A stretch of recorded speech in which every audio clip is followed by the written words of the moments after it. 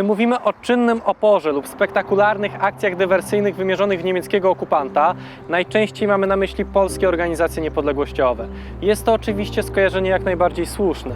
Tym niemniej samo zagadnienie walki zbrojnej będzie niepełne, jeśli pozostaniemy tylko na jednym biegunie walki. Często zapominamy, że mimo beznadziejnej sytuacji po broń sięgali również Żydzi. W dzisiejszym odcinku przedstawię Państwu historię tych, którzy nie chcieli, aby Żydów zapamiętano jako owce idące na rzeź.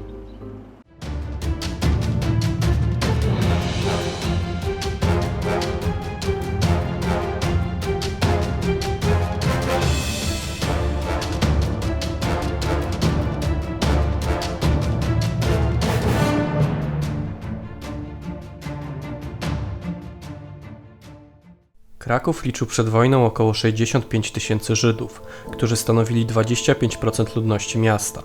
Duża część z nich prowadziła aktywne życie polityczne i kulturalne. W Krakowie działało wiele ruchów młodzieżowych, mających przede wszystkim charakter syjonistyczny. Głównym marzeniem ich członków było powstanie państwa Izrael, a zadaniem organizacji było przygotowanie Żydów do realizacji tego celu. Wraz z wybuchem wojny i błyskawicznym zajęciem miasta przez Niemców, organizacje te zostały zdelegalizowane. Nie oznaczało to jednak ich faktycznej likwidacji. Ich członkowie zeszli do podziemia, by tam zreorganizować się na nowo i przystosować swoją działalność do warunków okupacyjnych. Działalność żydowskiego podziemia stawiała sobie za cel przede wszystkim wzajemne wsparcie i pomoc dla pobratymców. Nieodłącznym elementem była również działalność wychowawczo-ideologiczna. Organizacje prowadziły również działalność wywiadowczą, która miała umożliwić skutecznie przeprowadzoną konfrontację zbrojną. Największą i najważniejszą komórką żydowskiej konspiracji był ruch Akiba, który przed wojną liczył około 1000 członków. Podczas okupacji posiadał nawet centralę w mieście. Z racji najlepszego zorganizowania miał największe ambicje w walce z okupantem. Czołowe miejsce w tym ruchu zajmował Dolek Liebeskind. Z nim współpracował Abraham Leibowicz oraz Gusta Davidson i jej mąż Szymon Drenger. Akiba funkcjonowała naprawdę dobrze. Jej członkowie uruchomili nawet tzw. biuro techniczne, w którym Szymon Drenger wytwarzał niezbędne dokumenty, takie jak kenkarty czy przepustki. Oryginały służące jako wzór dostarczał mu Juda Tenenbaum, który posiadał rozległe kontakty wśród niemieckich urzędników i policji. Kopie były tak solidnie wykonane, że zaopatrywało się w nie nawet polskie podziemie. Drugą najważniejszą organizacją była Hashomer Hazair, którą dowodził Hersch Bauminger, uczestnik kampanii wrześniowej, który w 1941 roku walczył w Armii Czerwonej. Został schwytany do niewoli przez Niemców, uciekł im i przez Lwów dostał się do Krakowa. W maju 1942 roku przy ulicy Piaskowej 1 w Krakowie odbyło się pierwsze spotkanie grupy Hashomer Hazair. W skład organizacji weszli m.in. Benek Halbreich, który odpowiadał za organizację akcji wojskowo-sabotażowych, Shlomo Schein, zajmujący się finansami i dostarczaniem dokumentów, oraz Gola Mirke, komunistka rozwijająca kontakty z Polską Partią Robotniczą w celu wzajemnej pomocy, uzyskania broni oraz informacji. Grupa Baumingera liczyła w szczytowym momencie 60 osób, których zorganizowano w zespoły 5-osobowe. Jednym z głównych działań wspomnianych organizacji był kolportaż niezależnej prasy. Grupa Baumingera wydawała głównie związaną z PPR Trybunę oraz Gwardzistę, podczas gdy Akiba prowadziła własną działalność. Od maja 1942 roku do 13 marca 1943 roku, czyli pierwszego dnia likwidacji krakowskiego getta, Akiba wydawała tygodnik Hechaluk Halochem, które redagowano w języku polskim, lecz tytuł był dwujęzyczny. Nakład wahał się od 250 do 300 egzemplarzy. Pierwsze lata okupacji wywołały spore zamieszanie w organizacji ruchu. Stopniowe ograniczanie praw ludności żydowskiej i ciągłe zapewnianie ze strony Niemców, że gorzej już nie będzie, nie pomagało w skrystalizowaniu planów żydowskiego podziemia. Dopiero wraz z nadejściem informacji o zorganizowanym ludobójstwie, powstaniu obozów zagłady Bełżec i Treblinka, za sprawą których wprowadzono w życie tzw. ostateczne rozwiązanie kwestii żydowskiej, nadeszła zmiana. Żydzi nie mieli już żadnych złudzeń co do tego, że czeka ich śmierć. Narodziła się wola walki i chęć podjęcia wszelkich działań, aby wyładować swoją nienawiść na Niemcach, póki jeszcze czas. Plotki stały się bolesną prawdą w czerwcu 1942 roku, czyli w momencie, w którym Niemcy przeprowadzili akcję wysiedleńczą z krakowskiego getta. To właśnie wtedy wywieziono stąd 7 000 Żydów do obozu zagłady Bełżec. Kilka miesięcy później, w październiku, przeprowadzono podobną akcję, podczas której wywieziono 5 000 Żydów. Wydarzenia te położyły kres jakimkolwiek wahaniom i przyspieszyły decyzję o podjęciu walki. W lipcu 1942 roku w getcie warszawskim powstał ŻOB, czyli Żydowska Organizacja Bojowa, która aspirowała do bycia nadrzędną organizacją obejmującą wszystkie żydowskie grupy podziemia w okupowanej Polsce. Nie było to jednak proste. Kontakt między miastami, a co gorsza zamkniętymi gettami, nie należał do najprostszych, wobec czego niezależnie, bądź w luźnym związku z centralą w Warszawie, w innych miastach organizowały się komórki bojowe. Z kolei 20 sierpnia 1942 roku doszło do częściowej konsolidacji środowisk żydowskich. Połączyły się m.in. Akiba i Dror Freiheit, tworząc jedną organizację zwaną Walczącym Pionierem. Początkowo część Żydów zdecydowała się na podjęcie walki partyzanckiej. Nie był to jednak najlepszy pomysł. Najczęściej nie znali oni okolicznych lasów i wsi, bez kontaktu z którymi ciężko było przeżyć w partyzance. Żydzi próbowali organizować się w oddziały wraz z Polakami, ale polskie podziemie nie było jeszcze na tyle silne, aby skutecznie organizować oddziały z ludzi, którzy nie posiadali wojskowego wykształcenia. Szybko zrozumiano, że las nie jest odpowiednią formą do prowadzenia żydowskiej partyzantki. Dowództwo Walczącego Pioniera doszło do wniosku, że nie ma sensu opuszczać granic miasta, skoro w samym Krakowie jest tak dużo celów dywersyjnych. Było to tyle istotne, że Żydzi, o ile nie znali lasów, nie znali wsi, o tyle ci wychowani w Krakowie doskonale znali miasto. We wrześniu 1942 roku członkowie Walczącego Pioniera wykonali swoją pierwszą akcję, której celem było uszkodzenie linii kolejowej na trasie Kraków-Bochnia. Akcja ta wyrządziła Niemcom ogromne szkody. W tym samym miesiącu członkowie organizacji Herscha Baumingera wdarli się do zakładu szyjącego mundury wojskowe Optima, konfiskując cały zapas produkcji. Podobnego włamania dokonano do składów kolei żelaznej przy ulicy Wrocławskiej w Krakowie. Warto również odnotować, że w tym okresie doszło do oficjalnego powstania krakowskiej komórki ŻOB-u, która połączyła niemal wszystkie, nierzadko bardzo zróżnicowane politycznie ugrupowania w jedną organizację. Jesienią 1942 roku napadnięto na żołnierza Luftwaffe na krakowskich Błoniach, a w piwiarni przy ulicy Gołębiej 4 zlikwidowano 2 gestapowców. W tym samym czasie zlikwidowano również niejakiego Adamsa, zaufanego człowieka Niemców, kierownika przedsiębiorstwa Grand, znanego ze swojego okrucieństwa względem żydowskich pracowników. W październiku 1942 roku 4 członków grupy Baumingera dokonało napadu na niemieckie garaże wojskowe na Grzegórzkach, co zakończyło się pełnym sukcesem. W listopadzie tego roku dokonano kolejnego napadu na inny garaż, niszcząc 3 samochody oraz cały zapas paliwa. W kolejnej akcji zgładzono oficera gestapo. W związku z przerażeniem, jakie wywołała akcja wysiedleńcza z października 1942 roku, dowództwo Pioniera podjęło decyzję o opuszczeniu lokalu przy ulicy Józefińskiej i opuszczeniu getta. O tej informacji, o tej decyzji członkowie organizacji zostali powiadomieni 21 listopada podczas kolacji szabasowej. Nie ma powrotu z naszej drogi. My kroczymy szlakiem śmierci. Zapamiętajcie to sobie. Kto pragnie żyć, niech nie szuka tego u nas. Stoimy na progu końca. Tyle tylko, że ten koniec nie jest zachodem słońca. Ten koniec oznacza śmierć, po której silny człowiek kroczy samotnie. Swoje słowa Libeskind zakończył zdaniem, które przybrało miano hasła w walce zbrojnej krakowskich bojowców. Będziemy walczyli o 3 zdania w historii. Oby tylko nie powiedziano, że nasza młodzież szła na śmierć jak owce na rzeź. W tym okresie postanowiono również całkowicie zjednoczyć żydowskie podziemie. Powołano wspólne dowództwo, w którego skład weszli Dolek Libeskind i Szymek Drenger z ramienia Hechulak Halochem oraz Hesiek Bauminger, Benek Halbreich i Golamira z Hashomer Hazair. Żydzi starali się utrzymywać kontakty z polską konspiracją. Dla lewicowo nastawionej organizacji Baumingera naturalnym sprzymierzeńcem były ugrupowania związane z PPR-em. Tak też 18 grudnia 1942 roku odbyło się spotkanie krakowskiego obwodu Gwardii Ludowej, na które zaproszono również Żydów i uzgodniono z nimi wspólną akcję wymierzoną w Niemców. Plan był stosunkowo prosty, lecz szeroko zakrojony. Zakładał równoczesne zaatakowanie popularnych miejsc przeznaczonych tylko dla Niemców. Wybór padł na kawiarnię Cyganeria przy ulicy Szpitalnej, której prestiż wynikał z bezpośredniej bliskości względem Teatru Państwowego Generalnego Gubernatorstwa. Drugim miejscem był klub oficerski Zakopianka przy krakowskich Plantach. trzecim kawiarnia Esplanada na rogu ulicy Podwale oraz Krupniczej. Czwartym celem była kawiarnia Pisans, w której umieszczono Soldatenheim, czyli dom żołnierza Wehrmachtu. Piątym punktem był kinoteatr Skala, czyli dzisiejszy Teatr Bagatela. Ostatnim celem było kasyno oficerskie w budynku dzisiejszego Muzeum Narodowego. Warto również odnotować, że żydowskie dziewczęta zostały oddelegowane do wywieszenia biało-czerwonych flag oraz złożenia kwiatów w symbolicznych miejscach.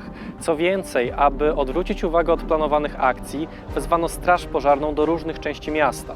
Dzień zamachu rozpoczął się od dużej niespodzianki. Oto Kraków odwiedził niezapowiedzianie Icak Cukierman, czyli przywódca warszawskiego żobu.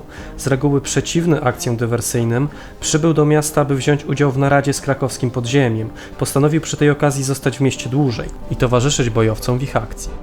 22 grudnia 1942 roku bojownicy oczekiwali w swoich bazach na odpowiednią godzinę. Zostali podzieleni w zależności od wykonywanych akcji. Trójki na rzucanie granatami, dwójki na sabotaż. Kilka minut przed 19 wszyscy wyruszyli do wyznaczonych celów. Początek akcji uprzedziła grupa dziewcząt, która przeszła przez płytę rynku głównego, zbliżyła się do miejsca, w którym wcześniej znajdowała się usunięta przez Niemców płyta upamiętniająca przysięgę Tadeusza Kościuszki. Po dotarciu na miejsce położyły wieniec i szarfę z napisem „Na coś przysięgał, my wykonamy”. Niemal równocześnie ze złożeniem kwiatów Krakowem wstrząsnęły bardzo silne eksplozje. Oto żydowscy bojownicy przystąpili do zaatakowania kasyna oficerskiego oraz 3 restauracji Nur für Deutsche. W ataku na cyganerię, najbardziej udanym, za sprawą granatów rzuconych przez Jehutę Libera, zabito 7 Niemców, a kilkunastu poważnie zraniono. Akcja w kinie Skala nie doszła do skutku, ponieważ projekcja filmu dla członków Hitlerjugend znacznie się przeciągnęła. Fiaskiem zakończyło się również zaatakowanie kawiarni Bisans, ponieważ granat rzucony przez bojowników niefortunnie odbił się od framugi okna i eksplodował na ulicy. Nieudany był również napad na kawiarnię Esplanada, nie wiadomo jednak z jakiej przyczyny. Niewykluczone, że grupa mająca przeprowadzić ten atak wycofała się ze względu na zamieszanie, jakie wywołał granat sąsiedniej grupy atakującej Bisans. Pozostałe wyznaczone zadania zakończyły się pełnym powodzeniem. Bojownicy skutecznie wrzucili granaty do kasyna oficerskiego. Z kolei wycofując się z akcji, napotkali gestapowca, którego zaatakowali, następnie odebrali mu broń oraz dokumenty. Na ulicy Grodzkiej zginął od kul żydowskich bojowników niejaki Werner, referent Wydziału Politycznego Zarządu Miejskiego. Przystań została podpalona, a garaże niemieckie wraz z samochodami zostały strawione przez pożar. Kwiaty złożono w wybranych miejscach, a kilkunastu Niemców poniosło śmierć. W Krakowie zapanowało olbrzymie zamieszanie. Karetki pogotowia i wozy strażackie pędziły z miejsca na miejsce. Niemcy byli zszokowani i zdezorientowani rozmiarami akcji przeprowadzonej przez żydowskie podziemie. 15 Niemców zostało zabitych w ciągu godziny, a 20 z nich było rannych. Po przeprowadzonej akcji wszyscy bojowcy wycofali się do punktu zbornego przy ulicy Skawińskiej, z którego wcześniej wyruszono. Na bojowników czekali pozostali członkowie organizacji. Do godziny 21 wszyscy bojowcy wrócili do bazy, z wyjątkiem jednego. Jego nieobecność powinna być ostrzeżeniem, ale mimo wszystko oczekiwano na jego powrót. W końcu, kiedy postanowiono opuścić miejsce i udać się do kryjówki w Łagiewnikach, było już za późno. Mimo początkowej dezorientacji Niemcy błyskawicznie zmobilizowali cały swój aparat policyjny, a przy pomocy gorliwych konfidentów, mianowicie Juliana Appela i Natana Weissmana, dotarli do głównej siedziby żydowskiej organizacji bojowej przy ulicy Skawińskiej. Gestapowcy wdarli się do wnętrza z załadowaną bronią. Nakazali wszystkim położyć się twarzami do ziemi. W akcji uczestniczyli funkcjonariusze jednostek Sonderkommando przeznaczonych do zwalczania partyzantów. Przy aresztowanych Niemcy znaleźli pistolety, granaty oraz podrobione dokumenty. W Instytucie Kryminalno-Technicznym stwierdzono, że to właśnie z tych pistoletów strzelano do Niemców. Los bojowników był taki jak prawie wszystkich, którzy odważyli się podnieść rękę na okupacyjną władzę. 14 z nich przewieziono do aresztu Gestapu przy ulicy Pomorskiej 2, gdzie czekało na nich bardzo ciężkie śledztwo, po którym wszystkich wywieziono do krakowskiego piekła, czyli więzienia przy ulicy Montelupich. Nazajutrz o godzinie 17 na Skawińską przybyli Abraham Leibowicz i Icak Cukierman. Byli jednak nieświadomi aresztowania i tym samym wpadli w pułapkę zostawioną przez Gestapo. Cukierman został zraniony, ale udało mu się zbiec. Leibowicza jednak schwytano i przewieziono do więzienia przy ulicy Montelupich. W jego kieszeni znaleziono kartkę z adresem Żuławskiego 3. 27 grudnia gestapowcy wpadli do kryjówki Dolka Libeskinda i Jehudy Tenenbauma przy ulicy Żuławskiego 3, o której dowiedzieli się dzięki kartce znalezionej w kieszeni Lejbowicza. Bojownicy bronili się bardzo dzielnie, zdołali nawet zabić 2 Niemców, a 3 pozostałych zranić, jednakże ucieczka z tego kotła okazała się niemożliwa. Oprócz wyżej wspomnianych aresztowano również tych, którzy pozostali w getcie. Ich schwytaniem zajęło się Ordnungsdienst, czyli żydowska służba porządkowa. Aresztowanych wywieziono prawdopodobnie do obozu Auschwitz. Żydowska konspiracja została rozbita, a gwoździami do jej trumny okazały się kolejne wsypy. W ręce gestapo wpadły magazyny, drukarnia oraz składy broni. Krakowski żob przestawał istnieć. Niektórzy bojownicy udali się do Bochni, a pozostali wrócili do krakowskiego getta. Ostatnie akcje przeprowadzają jeszcze ci Żydzi, którym udało się przetrwać po aryjskiej stronie. Przywódca ruchu Hersch Bauminger, zakonspirowany w kryjówce w dzielnicy Prądnik Biały, pisze manifesty oraz prowadzi nasłuch radiowy. Jedna z ostatnich brawurowych akcji została przeprowadzona na początku 1943 roku. Otóż 6 stycznia kilku bojowników postanowiło wedrzeć się do mieszkania szefa lotniska, czyli Hauptmana Kiefera. O godzinie 9:30 w mieszkaniu Kiefera przy ulicy Warszawskiej 14 rozlega się dzwonek u drzwi. Kto tam? Kiefer jest wściekły, że ktoś przerwał mu odpoczynek po całonocnej libacji. Elektrownia! Brzmi odpowiedź. Przed drzwiami stoi 2 mężczyzn w płaszczach i w butach z cholewami. Nie wyglądają na inkasentów z elektrowni, ale Kiefer nie zwraca na to uwagi. Pospieszy się właśnie do łazienki. Wydaje polecenie służącej, żeby przypilnowała inkasentów. Co to jest? Kiefer jest zdezorientowany i przerażony. Jeden z przybyszy wparował przed chwilą do łazienki i zrzucił go z sedesu. Po chwili Niemiec leży już na podłodze z wykręconymi do tyłu i związanymi drutem rękoma. Chce wołać o pomoc, ale drugi z mężczyzn pakuje mu do ust knebel. Do mieszkania wchodzi jeszcze 4 mężczyzn. Zabierają mundur i broń Kiefera.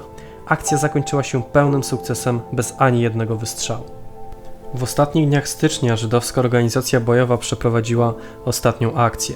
Bojownikom udało się wykoleić pociąg pospieszny pod Zabierzowem. 19 lutego ginie na Grzegórzkach jeden z ostatnich przywódców ruchu, Bernard Halbreich. 2 tygodnie później zostają aresztowani Gola Mirer, Szymon Drenger i Henryk Sperber. Pod koniec lutego lub na początku marca zginął otoczony przez gestapo w swojej kryjówce Hersch Bauminger. Historia żydowskiej konspiracji w Krakowie dobiegła końca. W marcu 1943 roku Niemcy krwawo zlikwidowali resztki getta, a pozostałych przy życiu Żydów przewieziono do obozu pracy Plaszow, w którym jakakolwiek konspiracja, mimo pewnych podjętych prób, okazała się zwyczajnie niemożliwa. Po wojnie polskie władze umieściły tablicę pamiątkową na frontowej ścianie budynku Cyganerii o treści: w nocy z 24 na 25 grudnia 1942 roku żołnierze Gwardii Ludowej i Związek Żydowskich Bojowników zaatakowali salę Cyganerii, wypełnioną po brzegi Niemcami, zadając ciężkie straty okupantowi. Warto w tym miejscu wspomnieć o pewnym szczególnym źródle, dzięki któremu możemy poznać historię żydowskiej konspiracji. Jest nim pamiętnik wielokrotnie już wspominanej bohaterki tamtych wydarzeń, Gusty Drenger, która podczas pobytu w więzieniu spisała swoje wspomnienia pod tytułem Pamiętnik Justyny.